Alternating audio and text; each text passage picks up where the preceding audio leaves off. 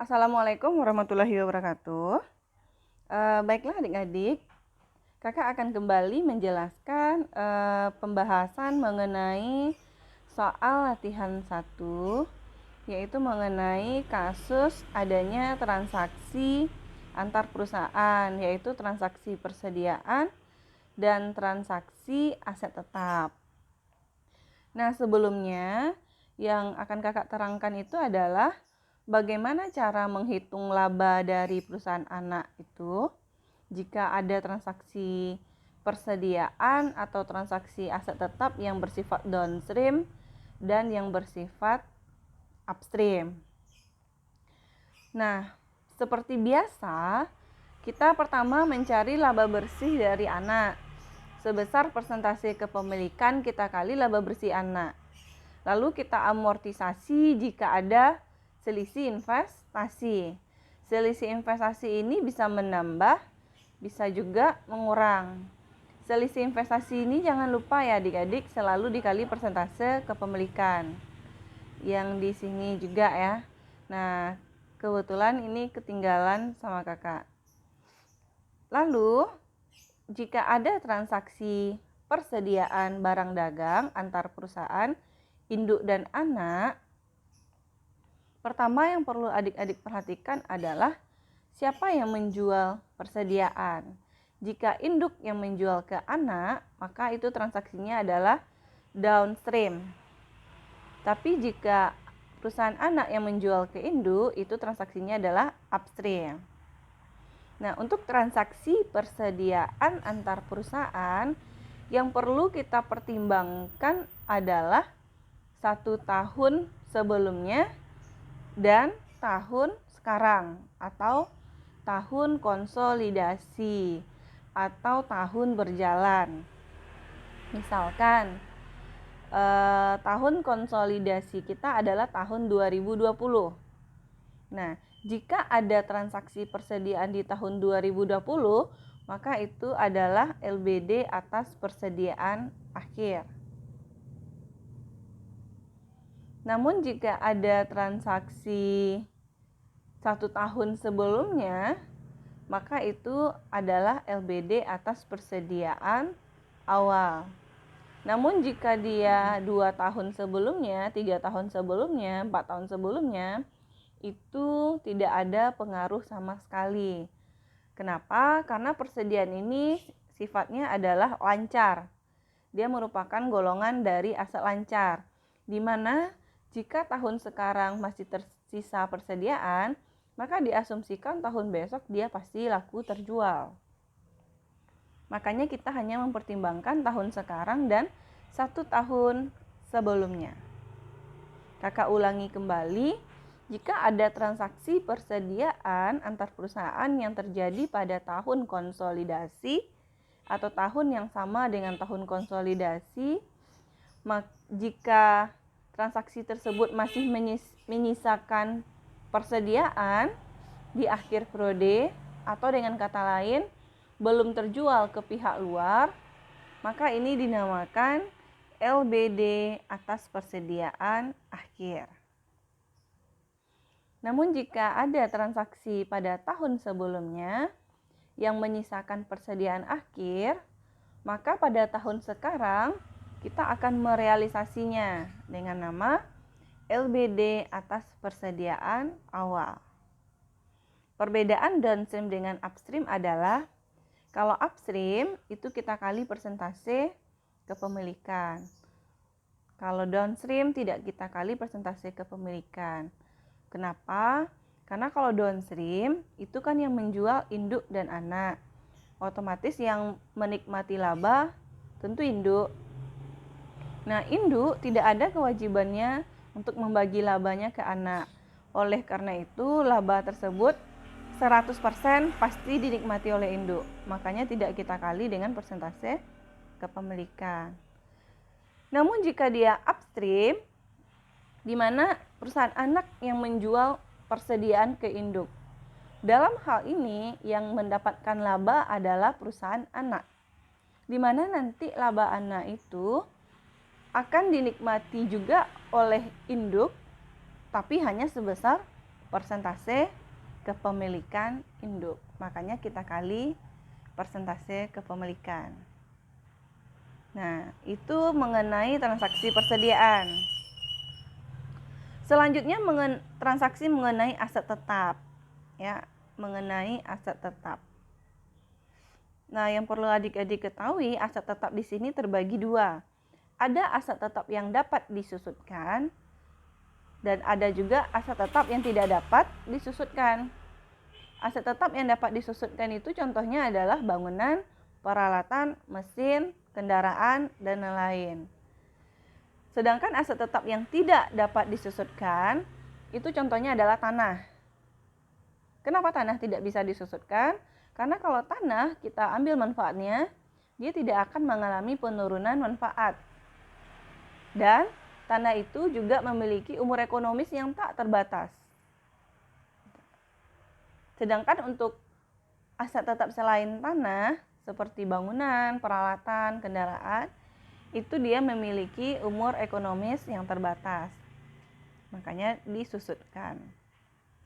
Nah, yang perlu adik-adik perhatikan pada transaksi, kapan dia muncul LBD atas penjualan aset tetap? Jika seandainya transaksi aset tetap antar induk dan anak itu terjadi pada tahun konsolidasi atau tahun berjalan. Misalkan, sekarang tahun 2020, konsolidasi kita tahun 2020. Terjadilah transaksi penjualan aset tetap antar induk dan anak. Maka yang muncul itu nanti pas menghitung laba, itu adalah LBD, laba belum direalisasi atas penjualan aset tetap. Sifatnya selalu mengurangi. Jadi kita tidak boleh mengakui labanya. Ini kita catat sebesar laba ya adik-adik, sebesar labanya. Misalkan kita menjual aset tetap itu, apakah induk yang menjual ataukah anak yang menjual ke induk gitu ya. Misalnya harga jualnya 10.000, harga pokoknya 8.000, berarti terkandung laba 2.000. Berarti LBD ini kita catat sebesar labanya yang 2.000. Kita akan menghapuskan laba yang belum direalisasi. Kenapa? Karena aset tetapnya masih dimiliki oleh entitas induk ataupun anak, karena dia belum terjual ke pihak luar. Maka laba yang terkandung di dalamnya harus kita hilangkan terlebih dahulu. Selanjutnya, kapan muncul pengakuan bagian perbagian atas laba penjualan aset tetap? Nah, pertama, pengakuan bagian perbagian atas laba penjualan aset tetap ini hanya berlaku untuk aset tetap yang dapat disusutkan. Berarti ini tidak berlaku untuk tanah ya. Nih. Kenapa? Karena pengakuan bagian perbagian atas penjualan aset tetap ini akan kita akui per tahunnya selama kita memiliki aset tetap tersebut. Misal, tahun konsolidasi kita tahun 2020. Misalkan terjadi transaksi penjualan aset tetap pada tahun 2018. Berarti tahun sebelumnya ya, atau 2 tahun sebelumnya.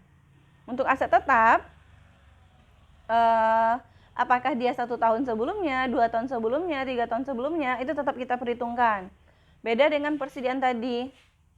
Kalau persediaan kita hanya mempertimbangkan 1 tahun sebelumnya.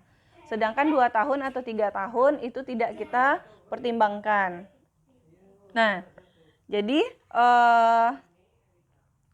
kalau aset tetap, kenapa kita pertimbangkan 2 tahun, 3 tahun, sampai 4 tahun yang sebelumnya?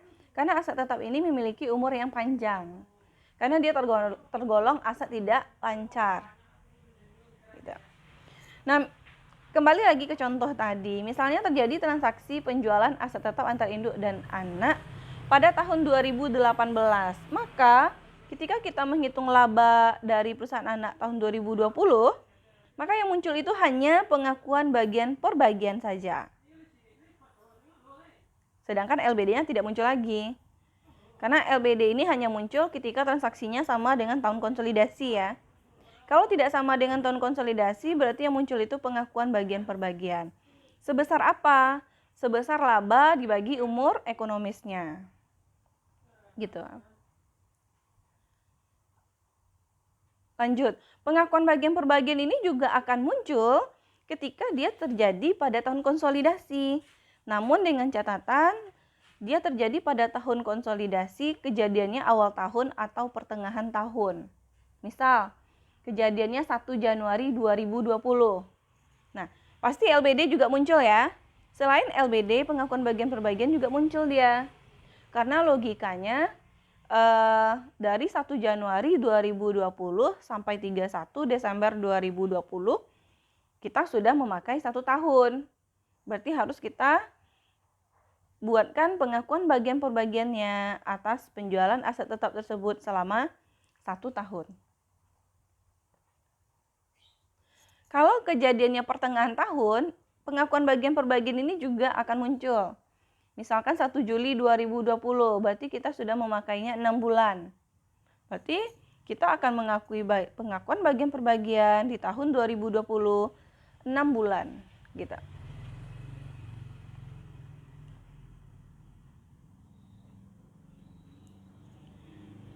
Pengakuan bagian per bagian ini dia kakak ulangi lagi hanya berlaku untuk aset tetap yang dapat disusutkan ya. Nah, kalau seandainya kejadiannya itu adalah tanah. Kalau seandainya tanah itu terjadi pada tahun 2020, maka yang muncul hanya LBD saja. Tapi kalau seandainya tanah itu transaksinya terjadi pada tahun 2019 ataupun 2018 ataupun 2017, berarti tidak muncul apapun gitu ya. Nggak ada pengaruhnya ke pencarian laba dari anak. Karena dia kan kejadiannya tahun sebelumnya ya. Dan dia juga tidak ada umur, makanya tidak ada pengakuan bagian per bagian. Selanjutnya, kapan muncul LKD atas aset tetap? Ketika aset tetap itu laku terjual ke pihak luar. Kalau dia sudah terjual ke pihak luar, maka laba kotornya akan kita realisasi. LKD ini kepanjangannya adalah laba kotor direalisasi. Sebesar apa angkanya nanti? Angkanya itu tetap sebesar laba yang dihasilkan antar induk dan anak. Apakah nanti anak menjualnya ke pihak luar mau untung, mau rugi? Tidak ada pengaruhnya ketika mencari laba dari perusahaan anak. Tetap kita akui sebesar laba yang sebelumnya kita tangguhkan atau laba yang sebelumnya kita belum realisasikan gitu ya. Nah, perbedaannya dengan upstream hanya dikali persentase kepemilikan. Nah, mohon maaf kakak, ini kakak lupa mengalihkan dengan persentase kepemilikan. Yang LKD-nya di sini ya, ini kali persentase kepemilikan. Nah, ini konsep yang harus adik-adik ingat dan adik-adik pahami. Ini adalah inti dari bab 5 dan bab 6. Selanjutnya, kakak akan menjelaskan mengenai contoh soal ya. Contoh soal, bukan contoh soal, soal latihan 1. Soal latihan 1. Pada tanggal 1 Januari 2011, PT AMAK membeli kepemilikan PT UPIA sebesar 80% dengan harga 355.200. Pada saat ekuitas PT UPIA terdiri dari modal sahamnya 400 dan laba ditahannya 20.000. Kebetulan ekuitas kita ada 2 ya, modal saham dan laba ditahan.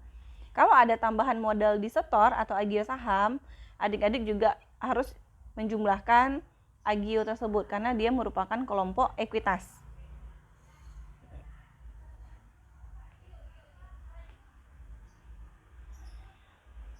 Nah, pertama kita akan cari CI 80%-nya 355.200, imbalannya cari 100%, dapatnya 444.000. Nilai bukunya tadi 420, kita kurangin dapatlah sisi investasi 24.000. Lalu sisi investasi ini akan kita alokasikan berdasarkan petunjuk soal ya.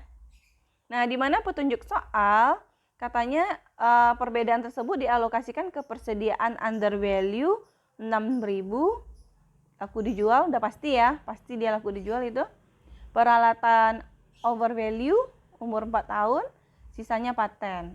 Berarti ini dia persediaan kalau under value positif, peralatan over value berarti negatif. Totalnya 4.000, sedangkan dia harus 24.000, berarti sisanya ke paten 20.000. Oke, selanjutnya kita akan menghitung laba dari PT Upia atau laba dari anak. Nah, kebetulan ini angkanya tanda tanya adik-adik, berarti kita harus mencarinya secara tepat, ya. Kita tidak bisa mengecek kita itu benar atau salah. Oleh karena itu, pencariannya harus tepat. Kalau tidak tepat, berarti nanti di jurnal eliminasi kita tidak akan balance ya, tidak akan balance ketika kita membuat ke kertas kerja. Nah, pertama, kepemilikan kita 80% kali laba bersih Upia 55.835. Ini dia ya adik-adik, laba bersih 80% kali 55.835. Dapat 44.668. Lalu kita amortisasi selisih investasi kita. Kebetulan persediaan memang dia laku terjual pada saat kita mengakuisisi 2011. Sedangkan kita mencari laba tahun 2013. Berarti yang akan kita amortisasi hanya peralatan dan paten. Peralatan 2.000 bagi 4. Dapatnya 500 kali persentase kepemilikan. Paten 20.000 bagi 20 tahun dapatnya 1.000 kali 80%. Hasilnya peralatan positif, paten negatif. Karena peralatan di sisi investasi itu negatif, makanya di sini positif. Paten positif, di sini negatif. Karena kita mau mengamortisasi, tentu kita balik dia ya, sampai dia habis. Selanjutnya, PT Upia, kita baca soal selanjutnya ya. PT Upia menjual persediaan kepada PT Ama secara teratur. Berarti anak jual ke induk, persediaan ya. Ini kasus persediaan, berarti ini adalah upstream. Nah, untuk persediaan, sebelumnya kakak sudah menjelaskan, kita hanya mempertimbangkan tahun sekarang dan 1 tahun sebelumnya. Kalau tahun, berarti yang kita pertimbangkan dari 4 tahun ini hanya tahun 2013 dan tahun 2012. Untuk 2 tahun ini kita abaikan, karena emang tidak ada pengaruhnya sama sekali ya. Nah, karena tahun konsolidasi kita tahun 2013, maka kejadian persediaan di tahun 2012 akan menjadi LBD atas persediaan awal. Di mana rumusnya adalah untuk mencari LBD atas persediaan itu, persediaan akhir bagi penjualan kali laba kotor. Persediaan akhir kita ada 25%. Penjualannya 10.000, berarti persediaan akhir kita ada 2.500. 2.500 bagi penjualan 10.000 kali laba kotor. Laba kotornya adalah 2.000. Ini dia adik-adik, 2.500 bagi 10.000 kali laba kotor dapatnya 500 kali persentase kepemilikan karena dia upstream. LBD atas persediaan awal selalu menambah. Selanjutnya, kejadian 2013 yang sama dengan tahun konsolidasi itu adalah LBD atas persediaan akhir. Di mana persediaan akhir kita 20% dari 15.000 ada dapat 3.000. Berarti 3.000 dibagi 15 dikali laba kotornya 6.000. Ini dia. Dapat 1.200 kali persentase kepemilikan karena upstream.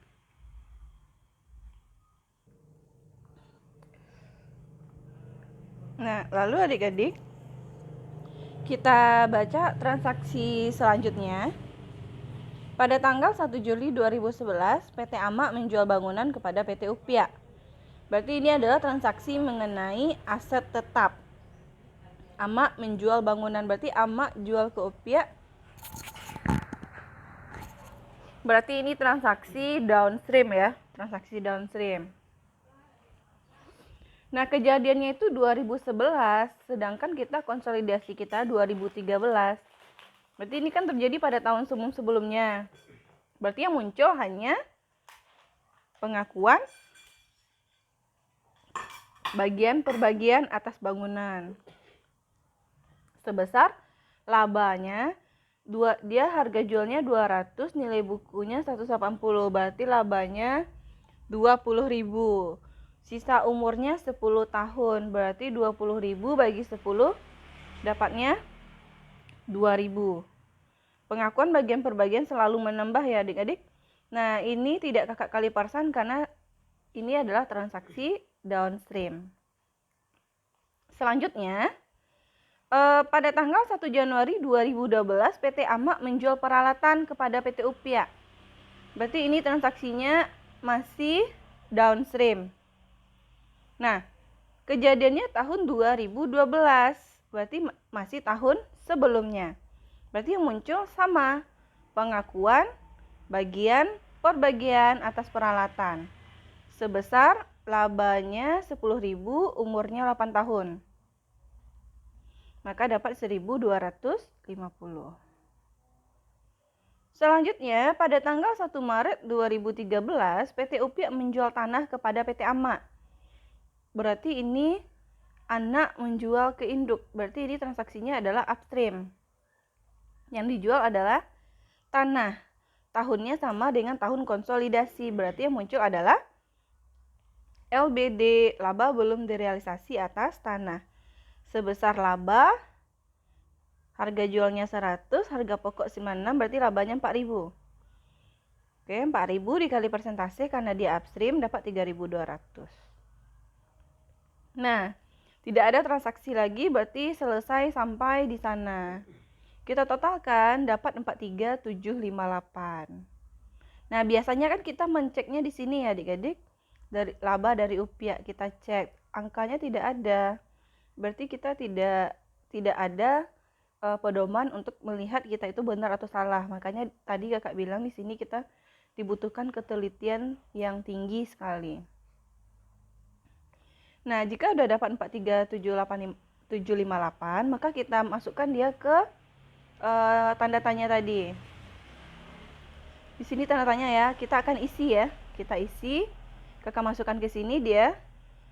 Kakak tambahkan 800 tambah 43 kurang 535 kurang 198 sekian. Dapat laba bersih 110. Kakak cari laba di tahnakir. 110 tambah 200 kurang 50. Dapat laba tahnakir. Laba tahnakir akan kakak pindahkan ke bawah.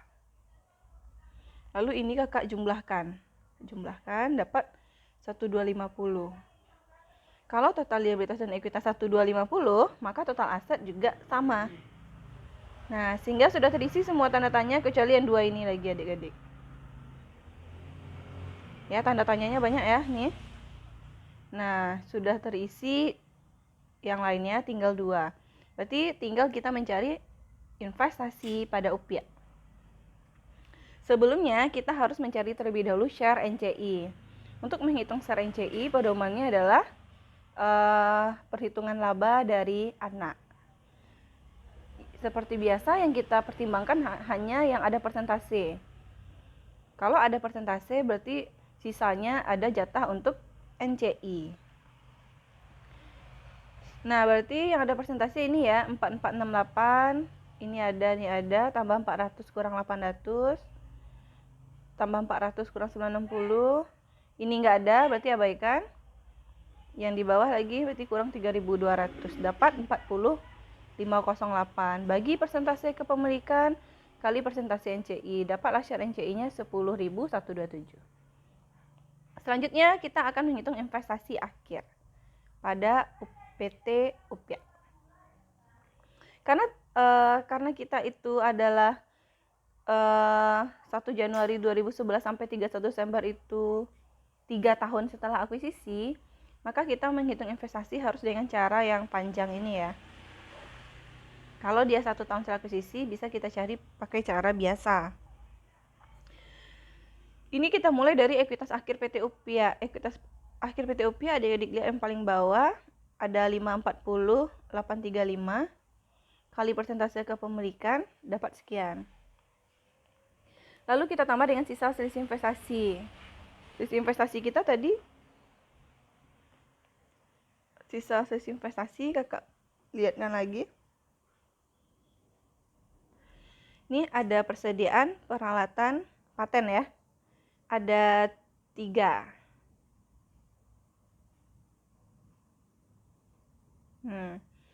Persediaan karena dia sudah laku terjual pada tahun akuisisi kita, maka dia habis.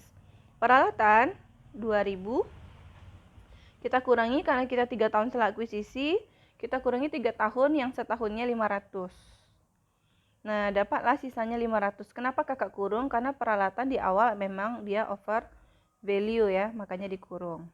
Paten 20.000 setelah 3 tahun 17.000. Maka totalnya adalah 16.500 kali persentase kepemilikan dapat 13.200. Lalu selalu kita kurangi dia dengan LBD atas persediaan akhir. LBD atas persediaan akhir tadi ini ya 960. Ini dia. Lalu transaksi kita tadi kan ada apa? Ada bangunan, ada peralatan, ada tanah. Berarti sisa semuanya pasti bersisa. Sisa LBD atas bangunan, sisa LBD atas peralatan, sisa LBD atas tanah. Bangunan awalnya labanya adalah 20.000. Karena kita transaksinya 1 Juli 2011 sampai 31 Desember 2013 itu adalah 2,5 tahun, maka sisanya setelah 2,5 tahun adalah 15.000. Ini setahunnya ya. Setahunnya bisa dilihat di sini aja. Sini. Begitu juga untuk peralatan. Peralatan transaksinya itu adalah 1 Januari 2012 sampai 31 Desember 2013 itu adalah 2 tahun. Makanya setelah 2 tahun dapatnya 1.250 dikali 2 tahun nanti kurang 10.000, sisanya 7.500. Untuk tanah itu labanya tadi 4.000. Karena tanah tidak punya umur, berarti dia akan tetap 4.000 sisanya karena belum laku terjual ke pihak luar. Kali persentase karena dia upstream dapat 3.200. Selesai totalkan dapat 419208. Dan kita isi tanda tanya tadi lagi adik-adik. Nah, kakak isi sini dia. Sehingga yang tanda tanya hanya peralatan saja. Tinggal adik-adik selisihkan. Pokoknya total aset ini jumlahnya harus 1.250. Berarti 1.250 kurang total yang ini ya. Sampai ke sini. Dapatlah sisinya itu 127.792. Selesai, lanjut kita membuat jurnal eliminasi.